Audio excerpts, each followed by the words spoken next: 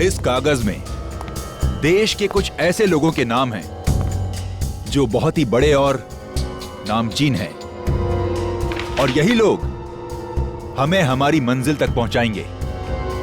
पर क्यों? इनकी कमजोरी के कारण। इन्हें सिर्फ एक चीज से प्यार है, पुरानी आर्ट। मगर इन लोगों में से किसी ने हमारे साथ धोखा किया या गद्दारी की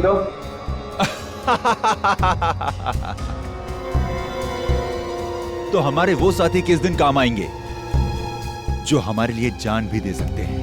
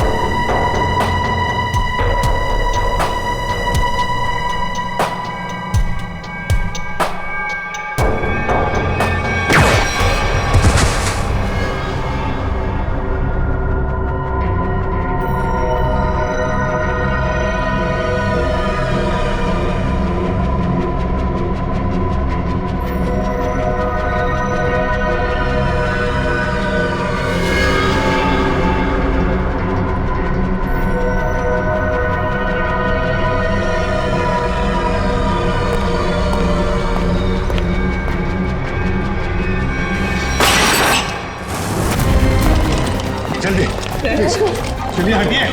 कुछ नहीं होगा तुम्हें भैया, कुछ नहीं होगा। हट जाओ प्लीज साइड, प्लीज साइड। आप सब यही रुकिए।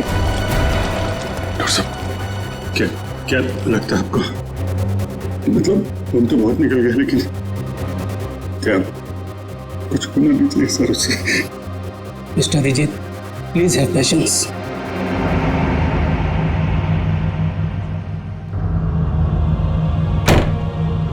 सर को कुछ नहीं होगा दया को, कुछ नहीं होगा। पहले भी ऐसे कई झटके खा चुका है वो। पिछले हफ्ते गोली लगी थी और अब इस बार बॉम्ब ब्लास्ट। समझ में नहीं आता इसका और हॉस्पिटल का नाता कब टूटेगा। वैसे अभिजीत, ये ब्लास्ट हुआ कैसे है? पता नहीं सर, अचानक एक धमाका हुआ और मेरी आंखों के सामने उसकी कार की धज्जियां उड़ गई।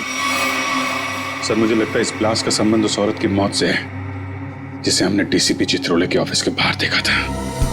चित्रोले साहब के साथ मीटिंग के बाद दिमाग घूम जाता है। हाँ सर, काम की बात में भी ऐसे ऐसे टॉन्ट मारते हैं कि जी करता है कि इस्तीफा लिख के उनके मुंह पे मार दो। ये बात तो है। खैर जो भी हो, उनके ऑफिस की चाय बड़ी अच्छी है। अच्छा?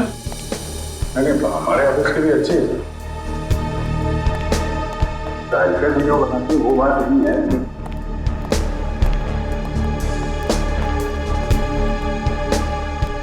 सर आप लोग लिफ्ट से आइए, मैं गाड़ी लेकर आता नीचे। ठीक है।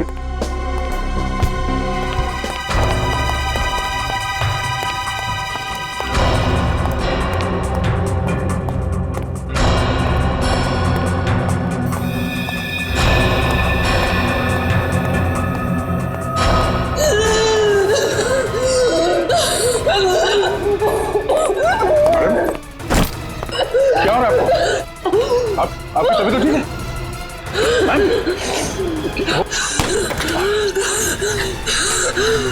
क्या हो क्या रहा है? क्या उस बैग में आपकी दवाई है?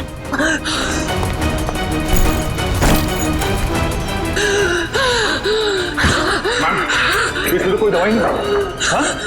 क्या हो क्या रहा है? क्या हो?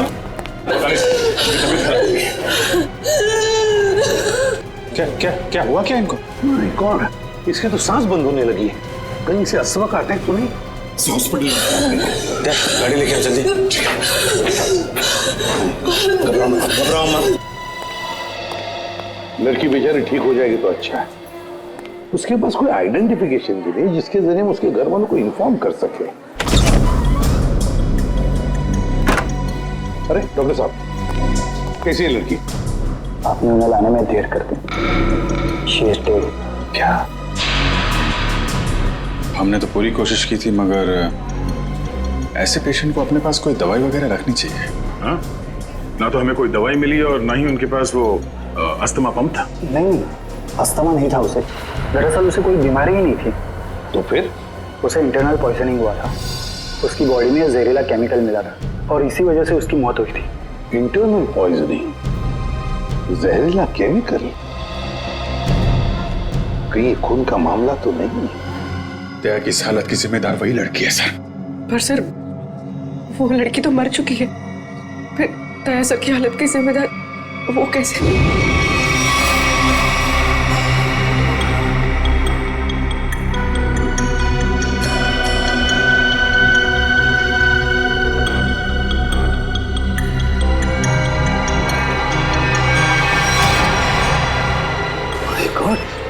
बॉस, इस लड़की के पेट में तो बॉम्ब है। क्या? लड़की के पेट में बॉम्ब है? मतलब ये ह्यूमन बॉम्ब है, मानव बॉम्ब? हाँ। तो साहब ये तो डेटोनेटर वाला बॉम्ब है। इस लड़की के शरीर पे इस बॉम्ब का डेटोनेटर मिला? नहीं दया, इसके शरीर में कहीं भी डेटोनेटर नहीं है। डेटोनेटर के बिना बॉम्ब फटेगा तो नहीं ना? फटेगा सचिन, फटेगा, क्योंकि इस बॉम्ब का केमिकल लीक हो चुका है। उसी की वजह से इसके पेट में जहर फैला, इस लड़की की मौत हो गई। अब ये बॉम्ब कभी भी फट सकता है। देखो जरा डॉक्टर साहब, प्लीज। मुझे पहले से शक था कि शायद ऐसे कुछ होने वाला है। रजत सर, रजत संभाल के। सर, कौन सी तार काटूं? एक मिनट, ये लाल वाला काटो, संभाल के।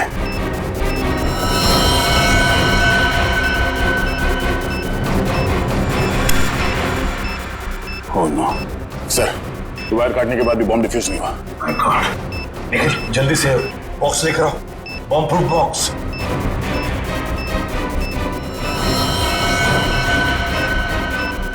सर संभाल के। एक मिनट,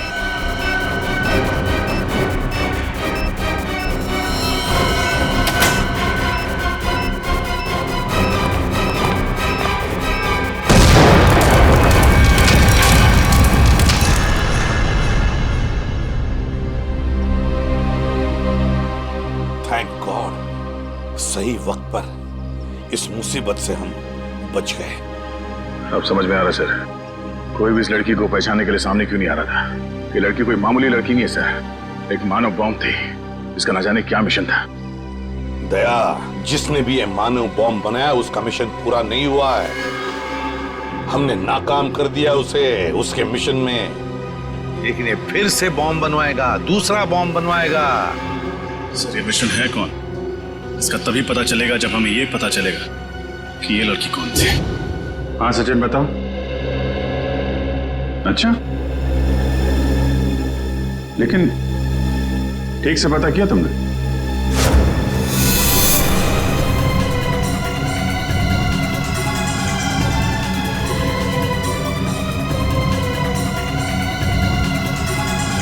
उस लड़के के गुमशुदा होने की रिपोर्ट किसी भी पुलिस स्टेशन में नहीं लिखाई गई।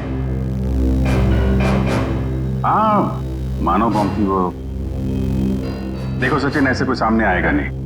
उसकी फोटो सारे अखबार, इंटरनेट, न्यूज चैनल सब जगह भिजवा दो, कोई तो पहचानेगा।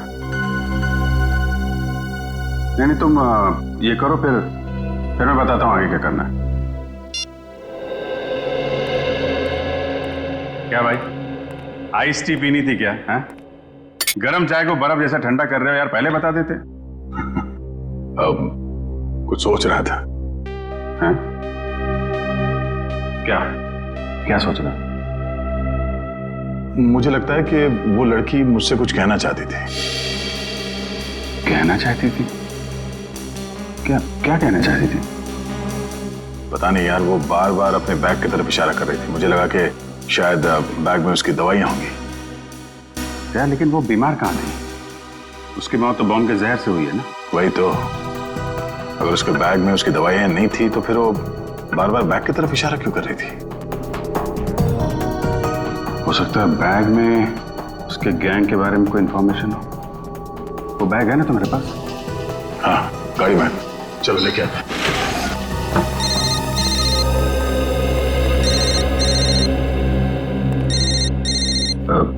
तारिका जी है। ठीक है, बात कर लो, मैं बैग लेके आता हूँ। हेलो। हाँ तारिका जी।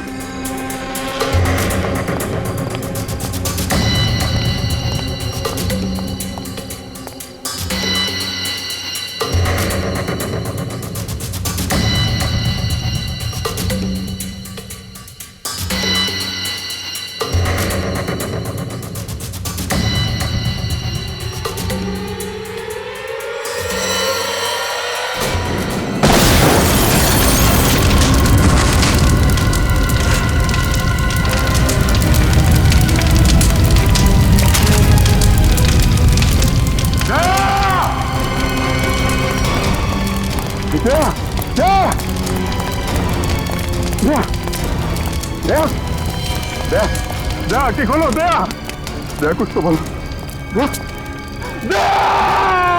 अभिजीत, दया पे हमला उस बैग की वजह से ही हुआ है। हाँ सर, दया ने देख लिया होगा उस बैग के अंदर क्या है। मुजरिमों के लिए खतरा बन गया तो जाने सर उस बैग में ऐसा क्या होगा जो उन लोगों ने दया सर पर हमला कर दिया। दया की जली हुई गाड़ी का एक एक पुर्जा चेक करने को कहो साळुंखे को। कोई ना कोई बड़ा चक्कर है, कोई ना कोई बहुत बड़ा चक्कर है।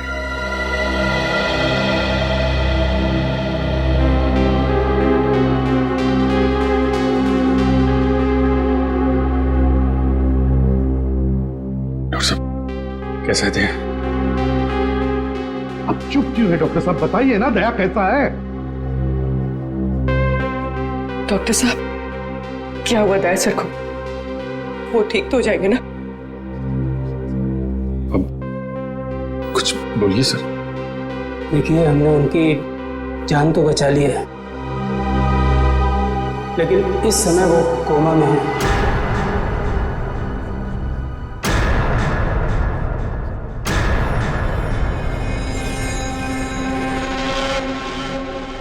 और उन्हें कब होश आएगा ये कहना बहुत मुश्किल है। होश कब तक आएगा का क्या मतलब है डॉक्टर साहब? हाँ, क्या मतलब है? क्या कहना चाहते हैं? देखिए, ऐसे केसेस में कभी कभी पेशेंट को 1-2 दिन में भी होश आ जाता है, और कभी कभी सालों लग जाते हैं।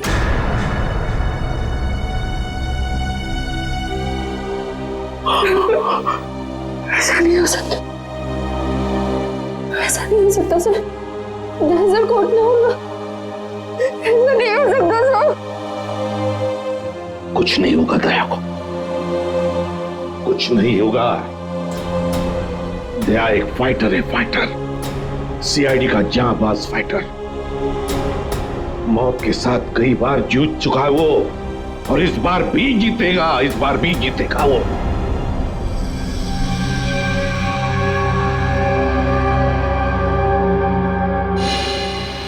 हमारा अंदाजा सही निकला सर। दया की कार में जिस बॉम्ब का इस्तेमाल किया गया था वो ऑक्सीडाइजिंग सॉल्ट से बना था। काफी हल्का बॉम्ब था।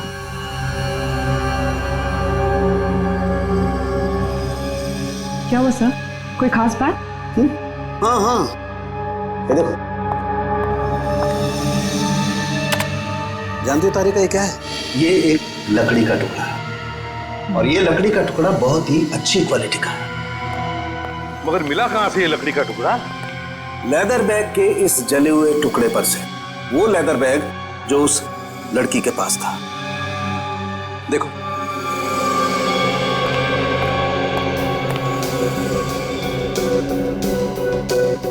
यार साळुंखे, काफी पॉलिश्ड लगता है ये लकड़ी का टुकड़ा। हाँ बॉस, और ऐसी पॉलिश किसी अच्छी वार्निश से ही आ सकती है। वार्निश से? ओह, अच्छा। और बॉम्ब के बारे में और क्या पता चला? सो वो ठीक वैसा ही बॉम्ब था जैसे कि उस लड़की के शरीर में मिला था। लो इंटेंसिटी का ऑक्सीडाइजिंग सॉल्ट से बना। Oxidising salts. लगता है ये मुजरिम इस तरह के बॉम्ब्स बनाने में एक्सपर्ट है। सर एक बार वो मुजरिम हमारे हाथ लग जाए तो जो उसने दया सर के साथ किया है मैं उसका पूरा हिसाब लूंगा सर। दया को पता चल गया था कि उस लड़की के पर्स में क्या है, इसलिए वो लोग डर गए कि ये बात हमें भी पता चल जाएगी दया के जरिए, इसीलिए ये सब हुआ है। बस दया अब कैसा है? लड़ रहा है, दया लड़ रहा है साळुंखे, लेकिन मुझे पूरा यकीन है कि जीत जाएगा दया, जीत जाएगा।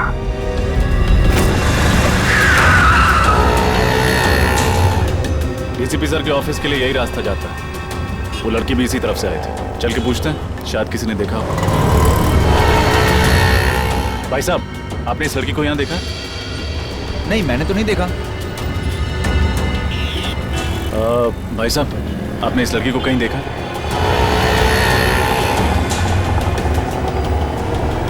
भाई साहब, गौर से देखिए, आपने इस लड़की को कहीं देखा? मगर ये तो जी, इसकी मौत हो चुकी है। मगर कैसे? उसी तो भली चंगी थी। उस दिन किस दिन की बात कर रहे हो? बुधवार की? हाँ साहब, बुधवार की बात कर रहा हूँ। इनके हाथ में एक बड़ा सा बैग था, भूरे रंग का। काफी हड़बड़ी में थी, एक आदमी से टक्कर होते होते बची और उस पर बरस पड़ी। इसके साथ कोई और भी था? नहीं साहब, बिल्कुल अकेली थी। लाजवाब रेस्टोरेंट से बाहर निकल रही थी। लाजवाब रेस्टोरेंट कहाँ पे है ये? वो साहब, वो रहा लाजवाब रेस्टोरेंट। रेस्टोरेंट में स्विमिंग पूल पहली बार देख रहा हूँ। हाँ सर, आइए। कहाँ बैठना पसंद करेंगे सर आप?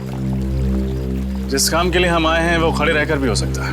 मैं कुछ समझा नहीं सर। सीआईडी। सीआईडी? जी, इस फोटो को गौर से देखिए। बुधवार को दोपहर 3 बजे के करीब ये लड़की आपके रेस्टोरेंट में आई थी? हाँ सर, आई तो थी, पर ये तो... जी हाँ, ये मर चुकी है। Oh my God! और आप लोग इसके खूनी को ढूंढते ढूंढते यहाँ तक आ पहुँचे? खूनी तक पहुँचने के लिए कब कहाँ सुराग मिल जाए ये कोई नहीं बता सकता। अरे अनुराग। जी सर। जरा इधर आना। सर, उस दिन टेबल नंबर 2 पे इसी की ड्यूटी थी सर।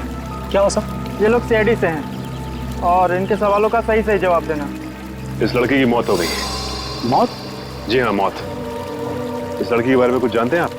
हाँ साहब, ये लड़की बुधवार को यहाँ आई थी और काफी घबराई हुई थी साहब।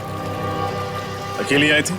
हाँ साहब, पहले तो अकेली आई थी, बाद में एक आदमी से मिलने के लिए आया था। अच्छा, एक आदमी आया था मिलने से? हाँ साहब, सूट बूट टाई और हैट पहना हुआ था। दोनों ने आपस में क्या बात की, कुछ सुना तुमने? नहीं साहब, पर उस आदमी के हाव भाव से ऐसा लग रहा था जैसे कि उस लड़की को डांट रहा हो। डांट रहा? हाँ साहब, और उस आदमी ने एक घड़ी भी दी मैडम को हाथ में पहनने वाली, और शायद वो समझा रहे थे कि घड़ी चलती कैसे। जरूर वो घड़ी ही उस बॉम्ब का डेटोनेटर होगी। बॉम्ब? किस बॉम्ब की बात कर रहे हैं सर आप? कोई नहीं। उस आदमी का चेहरा याद है तुम्हें? नहीं साहब, वो आदमी के नजदीक में जब भी जा रहा था वो हेड से अपना चेहरा छुपा ले रहा था। इस रेस्टोरेंट में सीसीटीवी कैमरा तो होगा ही ना? नहीं सर। कमाल है, रेस्टोरेंट में स्विमिंग पूल है, सीसीटीवी कैमरा नहीं। अच्छा, उन्होंने पेमेंट कैसे की थी? कार्ड से? कैश किया था सर। क्या कहा तुमने? टेबल नंबर 2 पे बैठे थे? हाँ सर, वहाँ है टेबल नंबर 2। शायद इस टेबल और इन कुर्सियों पर अभी भी उन लोगों की उंगलियों के निशान हो। एक काम करते हैं, ये फर्नीचर डॉक्टर साळुंखे के पास भिजवा देते हैं।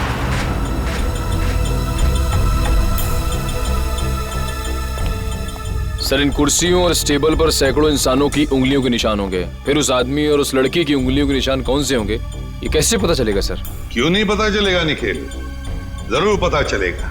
तो बॉम्ब बनाने वाला आतंकवादी है, उसके उंगलियों के निशान तो हमारे क्रिमिनल डाटाबेस में होंगे ही, अभी पता चल जाएगा। सर, हॉस्पिटल से वो घड़ी मिल गई है, जिसे शायद बॉम्ब को डेटोनेट करने के लिए इस्तेमाल किया गया था।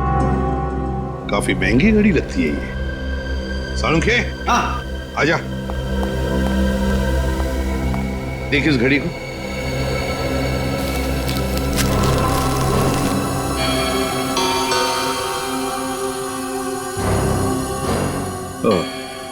बस, रजत का अंदाजा एकदम सही है। दरअसल ये घड़ी ही डेटोनेटर है। ये देख रहे हो ये? हाँ, ये तो घड़ी का पुर्जा लगता नहीं, क्योंकि पूरी घड़ी स्टील की है और ये सिर्फ ये चाबी पीतल की। और ये चाबी ही डेटोनेटर है। माय गॉड, सर पहले इस आदमी ने उस लड़की को मानव बॉम्ब बनाया, फिर दया सर पे हमला किया। अब न जाने ये अगला बॉम्ब कहाँ रखने वाला है। सचिन, अगला बॉम्ब प्लान करने से पहले ये तीतर हमारे पिंजरे में होना चाहिए। सर, हाँ सर एक मैच मिला है उंगलियों के निशान का। कौन है? सर नाम तो नहीं लिखा है और फोटो भी नहीं है, लेकिन बस ये पता चला है कि पिछले 2 सालों में ये 5 बॉम्ब ब्लास्ट कर चुका है आदमी, देश के अलग अलग हिस्सों में। अच्छा, पिछले 2 सालों में 5 बॉम्ब ब्लास्ट कर चुका है और अब 6ठा ब्लास्ट करने जा रहा है। अब ना कोई बॉम्ब ब्लास्ट होने देंगे हम, किसी भी मासूम की जान नहीं जाएगी। अब ये घड़ी, ये डेटोनेटर ही हमें ले जाएगी उसके पास, उस आतंकवादी के पास। सर वो घड़ी गगन नाम के एक आदमी की है जो विहार नगर में रहता है। विहार नगर? तो फिर चलो उसके घर। आप लोग हैं कौन? देखिए हम लोग सीआईडी से हैं। सीआईडी से? जी हाँ, सीआईडी से। गगन घर में है। ये लोग कौन है माँ? बेटा ये लोग सीआईडी से आए हैं, तुमसे मिलना चाहते हैं। देखो गगन, हमारे सवालों का हमें सही सही जवाब चाहिए। सही सही जवाब, समझे? क्या काम करते हो? वो ज्वाला रोड पे पाव भाजी का बागला है साहब मेरा। कितने पैसे कमा लेते हो महीने में? यही कोई 6-7 हजार रुपये महीना। 6-7 हजार रुपया महीना? सुन लिया माँ जी, आपका बेटा महीना 6-7 हजार रुपये कमाता है, मगर घड़ी खरीदता है 1.5 लाख रुपये की। 1.5 लाख?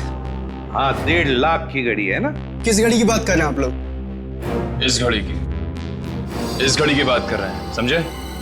क्यों गगन, कुछ याद आ रहा है इस घड़ी को देखकर? लेकिन आप ये सारे सवालात मेरे बेटे से क्यों पूछ रहे हैं? क्योंकि ये कोई मामूली घड़ी नहीं माँ जी, कोई खास घड़ी है ये, खास घड़ी। एक बॉम्ब का डेटोनेटर है। बॉम्ब? जी हाँ, बॉम्ब। इस पर ये जो चाबी है ना, उसके दबाने से बॉम्ब ब्लास्ट हो सकता है। क्यों गगन? माँ जी, आपका बेटा गगन गलत लोगों से मिला हुआ है। ये झूठ है माँ, ये घड़ी तो मैं किसी और के लिए खरीदता था। वो एक घड़ी खरीदने पे मुझे 20,000 रुपये देता था, मगर मुझे नहीं मालूम था वो इन घड़ी का इस्तेमाल गलत काम के लिए करते हैं। तो अपना दिमाग लगाना चाहिए था। वो एक घड़ी खरीदने के लिए तुम्हें 20,000 रुपए क्यों देगा? साहब मेरा बेटा निर्दोष है, आप इसे माफ कर दीजिए। गगन निर्दोष है या नहीं ये तो पता चल ही जाएगा, लेकिन बताओ ये लोग कैसे मिले तुम्हें? वो लोग मेरी दुकान पे पाव भाजी खाने आए थे साहब। उन लोगों ने कहा क्या मैं काम करना चाहता हूँ। मैंने सोचा इसी बहाने में कुछ पैसे कमा लूंगा साहब। अभी कहाँ मिलेंगे? पता नहीं साहब, जब इनको जरूरत होती है ये फोन करके खुद ही संपर्क कर लेते हैं मुझसे। जब उन्हें जरूरत होती है तो वो खुद संपर्क कर लेते हैं। अब तो हम संपर्क करेंगे उनसे, हम संपर्क करेंगे। जी मालदार पार्टी है बॉस, 5 करोड़ का रोकड़ा लेकर आई है, पर माल उसको अब भी चाहिए। 5 करोड़ का माल? तुमने पता किया वो किस गैंग का है? नहीं बॉस, ये तो मैंने पूछा ही नहीं। बेवकूफ, हमारे इस धंधे में किसी पे भरोसा नहीं किया जा सकता। तुम्हारी इस मालदार पार्टी पे मुझे शक हो रहा है। कौन हो तुम और अंदर कैसे घुस आए? बॉस, यही तो है वो मालदार पार्टी। हम तुम पर भरोसा करते, तुम हम पर शक करते, हमारा तलाशी लेते तुम। हम इधर पे डील करने को आया, तुमको क्या लगता है हम जेब में गन लेके घूमते? तुम सोचता है कि हम जेब में ऐसे हाथ डालेगा और ऐसे डंडी करेंगे? मोबाइल।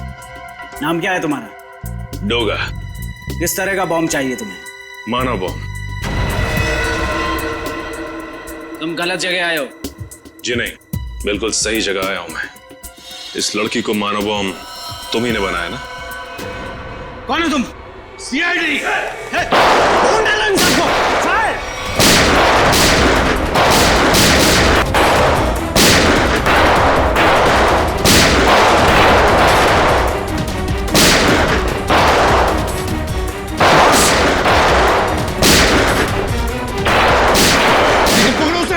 छोड़ो मत।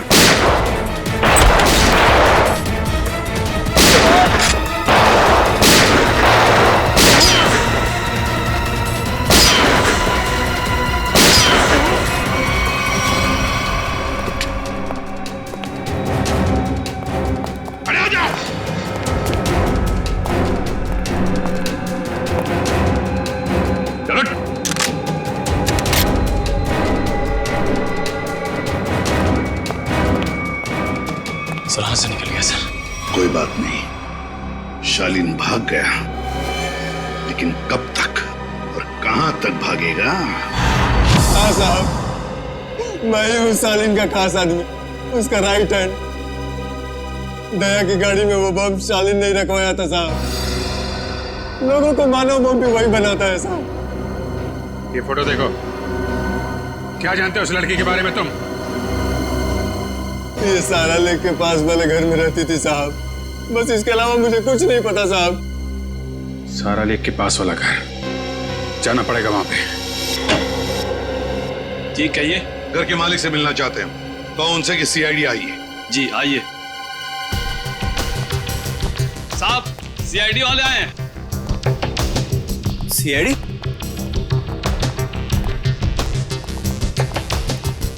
तुम जा।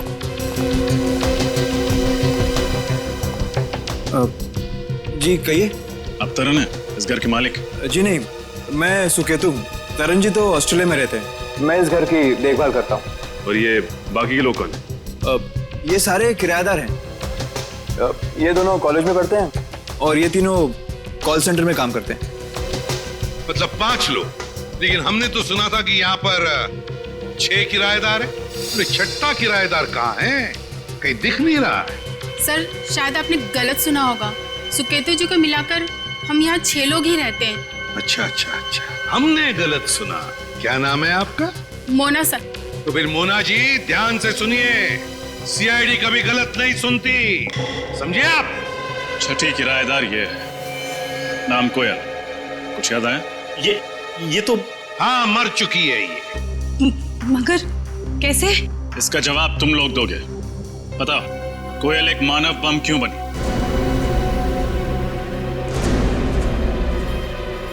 कोयल मानव बम थी? बस करो ये नाटक और चुपचाप बताओ, क्यों छुपा रहे हो तुम लोग हमसे कोयल के बारे में? बताओ जल्दी। सर हम कुछ नहीं छुपा रहे, हम बेगुनाह हैं सर। बेगुनाह लोग झूठ नहीं बोलते, समझे? सचिन, सबको ब्यूरो ले चलो। रुकिए सर, मैं आपको बताती हूँ कि सच क्या है। सर 5 दिन पहले रात 1:30 बजे ये आवाज कैसी? कोयल, ये क्या किया तुमने? कौन था ये? इसकी तो नासी नहीं चल रही है, ये मर चुका है। हे भगवान, कोयल तुमने खून कर दिया, अब क्या होगा? नहीं, मैंने इसे जानबूझ के नहीं मारा। ये इंसान हमारे घर पे चोरी करने घुसा था और मैंने इसे देख लिया और मुझ पे हमला करने लग गया और मैंने अपनी आत्मरक्षा करने के लिए इस पे गोली चला दी। ऐसे कैसे गोली चला दी तुमने? गन दिखाकर इसे डरा भी तो सकती थी, हमें बुला लेती।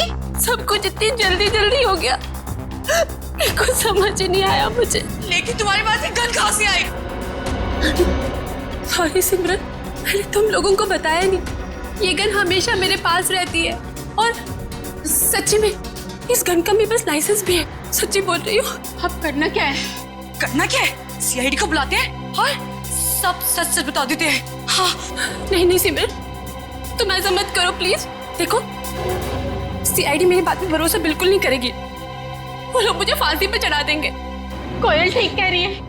सीआईडी तो क्या, सुकेतु और बाकी के लोगों को भी इसकी बात पर भरोसा नहीं होगा और बेवजह इसकी जिंदगी खराब हो जाएगी। और वैसे भी ये आदमी कोई नेक इंसान तो था नहीं, चोर उचक्का ही था। एक काम करते हैं, इस लाश और इस राज को किसी ऐसी जगह दफना देते हैं जहां से इसे फिर कोई ढूंढ ना पाए। एक खून पर पर्दा डाला तुम दोनों ने। लगता है चोर यहीं से है। सर।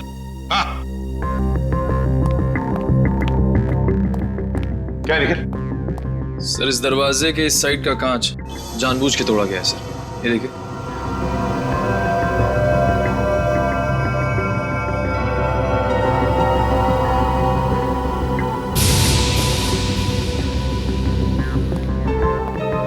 क्यों? दरवाजे का कांच टूटा हुआ है, दरवाजे के वहां खून पड़ा है। भूल गए साफ करने के लिए? बाकी जैसे सब कुछ साफ किया है? क्यों? चुपचाप बताओ, कहां पे छुपा के रखी है उस चोर की लाश? बताओ जल्दी। सर पास की जमीन में ही गाड़ के रखी है। बताए तुम लोगों ने कितना बड़ा जुर्म किया, क्या सजा होगी तुम लोगों को? चलो दिखाओ हमें, कहां पे गाड़ी है लाश?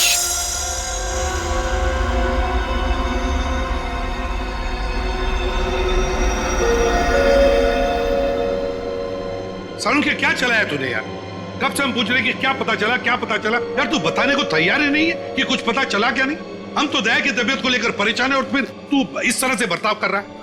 अरे यार, दया की चिंता मुझे भी है, इसीलिए इस केस में मैं हर एविडेंस की इतनी बारीकी से जांच करना चाहता हूं ताकि मुझसे कहीं कोई गलती की गुंजाइश ही न रहे। और तुम्हें बता ना, कोयल ने जो इस चोर को मारा उसकी लाश से तुझे क्या पता चला? बता।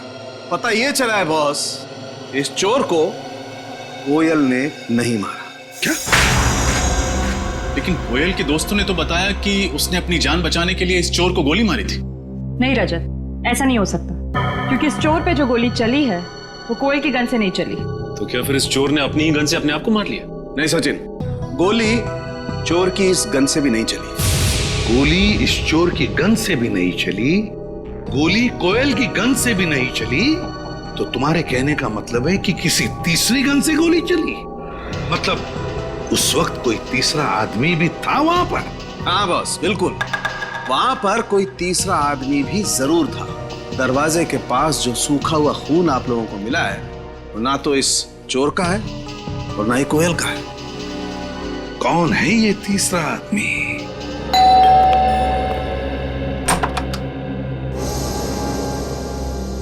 आप लोग सीआईडी से हैं ना? और आप मिस्टर तरन हैं, इस घर के मालिक? जी, देखा, मैंने कहा था ना। आपकी फ्लाइट कैसे रही? कोई तकलीफ तो नहीं हुई? जी नहीं सर, फ्लाइट में कोई तकलीफ नहीं हुई, और यहाँ आकर जो कुछ भी सुना उसे सुनकर तकलीफ बहुत हुई। सुकेतु को किराएदार रखने से पहले सावधानी बरतनी चाहिए थी, पर उसने ऐसा नहीं किया। सर, मैं तो ये सोच चुका हूं कि अब इस घर में कभी कोई किराएदार रखूंगा ही नहीं, और ये लोग भी आज ही इस घर को खाली कर रहे हैं। नहीं नहीं नहीं नहीं नहीं, अब तो इस घर से कोई बाहर नहीं जा सकता जब तक हमारा इन्वेस्टिगेशन पूरा नहीं होता। और आप सबको हमारे साथ फोरेंसिक लैब आना पड़ेगा खून देने के लिए। खून देना होगा? लेकिन हमारा खून लेने से क्या होगा? आपके खून से पता चलेगा कि उस दरवाजे के वहां जो हमें खून मिला है वो किसका है, क्योंकि वो खून ना तो कोयल का है और ना उस चोर का। लेकिन ये कैसे हो सकता है? ऐसा ही हुआ है, वो खून किसी और आदमी का है। इस केस में कोई तीसरा आदमी भी शामिल है। मतलब कोयल ने सिमरन और मोना को झूठी कहानी सुनाई थी? कोयल ने झूठ कहा या फिर सिमरन या मोना ने, ये तो पता चल ही जाएगा डीएनए टेस्ट के बाद। तब तक हम देखते हैं वो खून किसका है।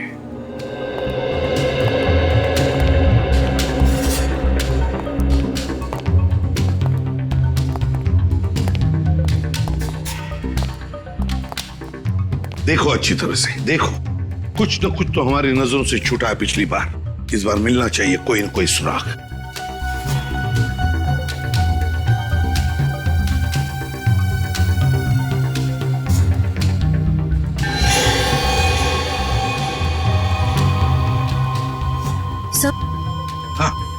सही है, देखिए पर्दा अटकाने का हुक वहां पड़ा हुआ था।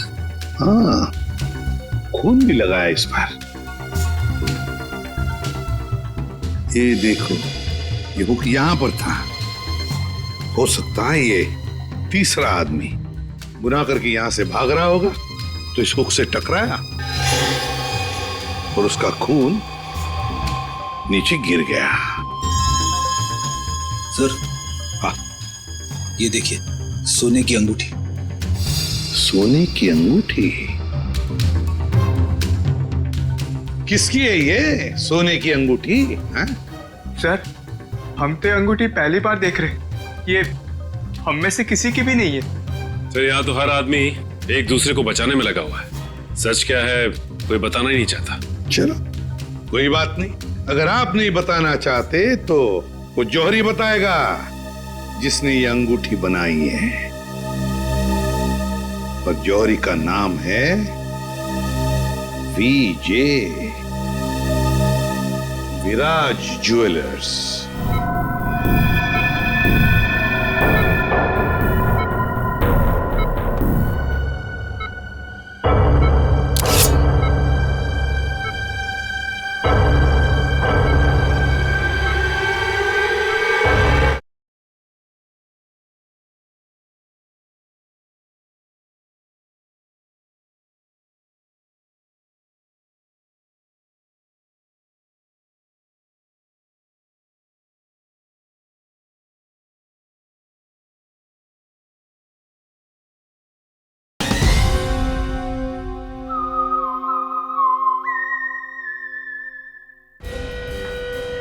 सर, ये है वो टिक्कू जिसकी वो अंगूठी है।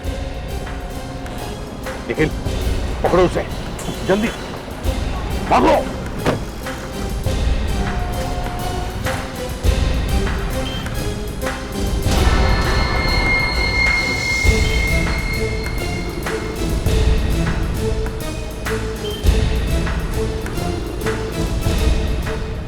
बस में बैठने साहब। चलो जल्दी निकलो।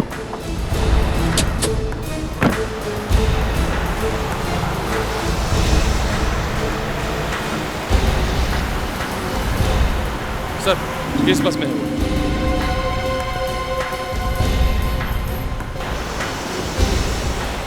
बहुत बड़ी मुसीबत में फंस चुका हूं। सीआईडी वाले मुझ तक पहुंच चुके हैं।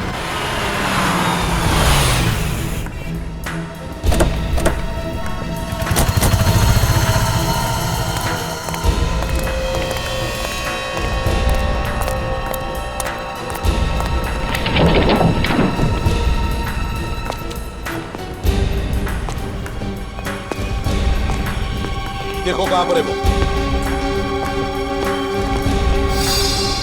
रो रहा टिक्कू, वो सामने सो रहा है। हे, उठ।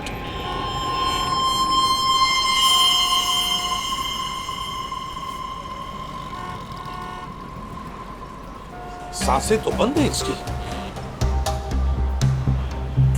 होंठ भी नीले पड़े हैं। कहीं से किसी ने जहर तो नहीं दिया?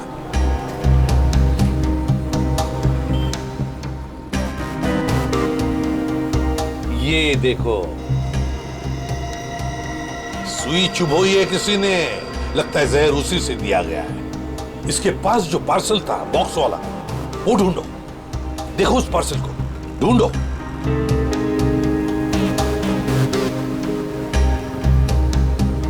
सर, पार्सल तो कहीं नहीं, लगता है वही आदमी लेके फरार हो गया। देखिए, हम लोग सीआईडी से हैं। इस आदमी की मौत हुई है, शायद इसका खून हुआ है। हम जानना चाहते हैं कि इसकी इस बगल वाली सीट पर कौन बैठा था। कोई बता सकता है? कोई जानता है? वो तो सर इस बस स्टॉप पे उतर गया। आदमी यहीं पर उतर गया, इस स्टॉप पर?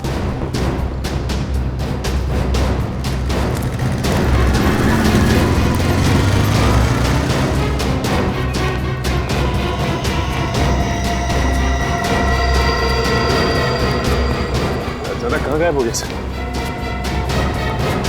वही तो, गायब कहाँ हो गया ये अचानक? और फिर ऐसी क्या कीमती चीज है उस लकड़ी के बॉक्स में जिसकी वजह से एक के बाद एक खून होते जा रहे हैं?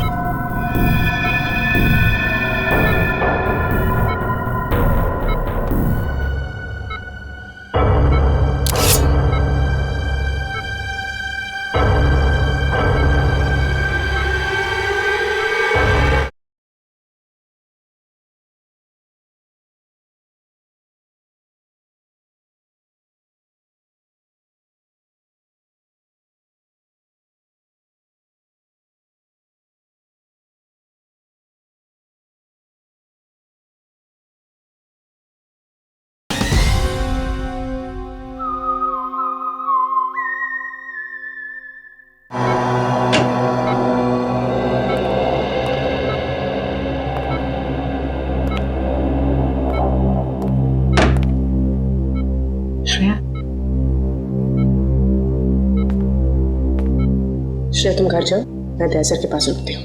नहीं पूर्वी, मैं यहीं रहूंगी। श्रेया, एसीपी सर का ऑर्डर है, तुम जाओ। और तुमने कुछ खाया? हाँ, मैंने खा लिया। श्रेया, क्या हुआ? मैं ठीक हूँ, बस थोड़ी थकावट हो रही है।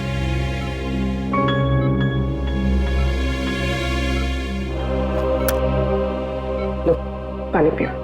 मैं पानी नहीं पी सकती। नहीं पी सकती मतलब? सॉरी पूर्वी, मैंने तुमसे झूठ कहा कि मैंने खाना खा लिया। मेरा व्रत है। व्रत? दया सर जल्दी ठीक हो जाए इसीलिए? सिर्फ दया सर के लिए नहीं, हमारी पूरी टीम के लिए। पूरी टीम के लिए? अगर एसीपी सर को पता चलेगा ना तो वो बहुत नाराज होंगे। पूर्वी प्लीज एसीपी सर से कुछ मत कहना। तुम बाहर आओ। चलो पूर्वी चलो।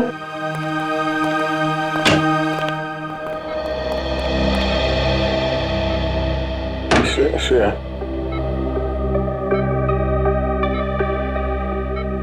श्रेया, ये लड़की, श्रेया मेरे लिए सब क्यों कर रही हो? कैसे कहूं?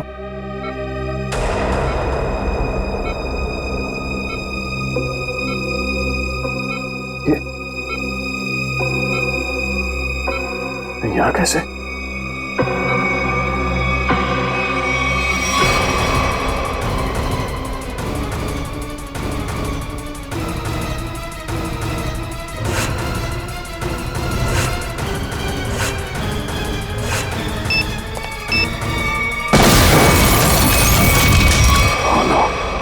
बॉम्ब ब्लास्ट, मैं यहाँ नहीं रह सकता।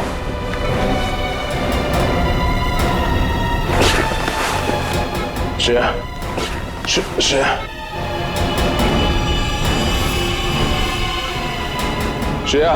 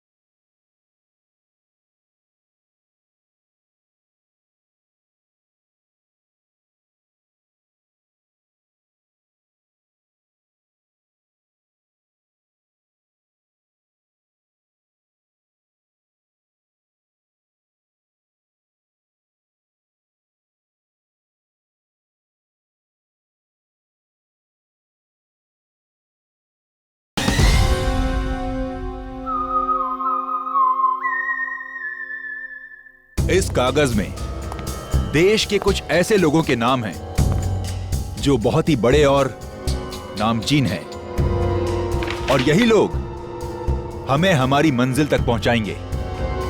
पर क्यों? इनकी कमजोरी के कारण इन्हें सिर्फ एक चीज से प्यार है, पुरानी आर्ट। मगर इन लोगों में से किसी ने हमारे साथ धोखा किया या गद्दारी की